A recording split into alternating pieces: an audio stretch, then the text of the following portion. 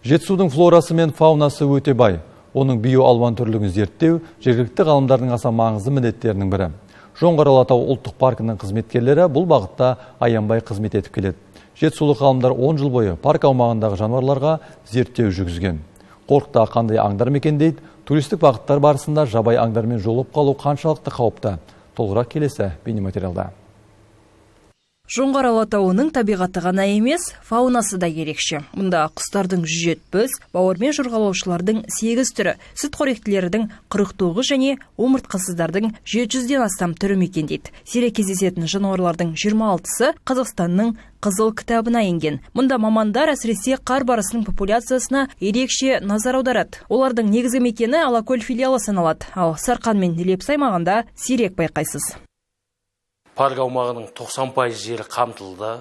Барлық аумақта фотозақтар құру, іздер арқылы анықтау, көзбен көру жұмыстары жүргізіліп, мемлекеттік инспекторлардың көмегімен, ғылым бөлімінің қызметкерлерінің көмегімен көптеген жұмыстар атқарылып, 200-ден астам экспедиция ұйымдастырылып, қазіргі таңда сол жұмыстың қорытындысы ретінде парк аумағында тұрақты 25-30 қар барысы мекендейді анықталды.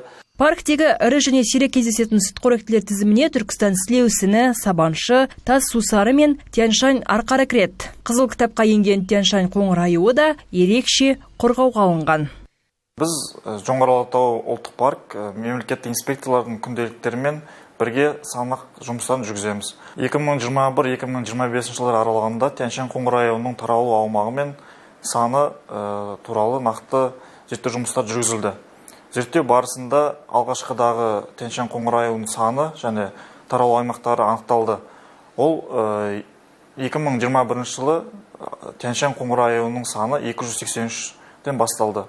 Ұлттық парк аумағында аюлар саны өскендіктен туристер мен жергілікті тұрғындарға қауіпсіздік шараларын қатаң сақтау қажеттігі ескертіледі. Табиғат аясында демалушыларға таулы аймақтарға жалғыз бармауға, тек арнайы гид немесе мемлекеттік инспекторлармен бірге аралау ұсынылады. Сондай-ақ саяхат кезіндегі тағам қалдықтарын табиғат аясында қалдырмау маңызды, себебі бұл аңдар иіске өте сезімтал келеді.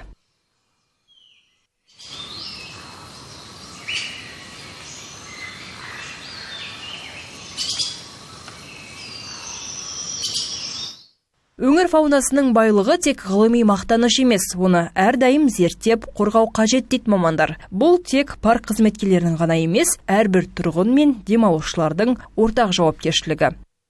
Жұлдызай Маратқызы, Карина Закриева, Ернар Серікқалиұлы, Жетісу телеарнасы.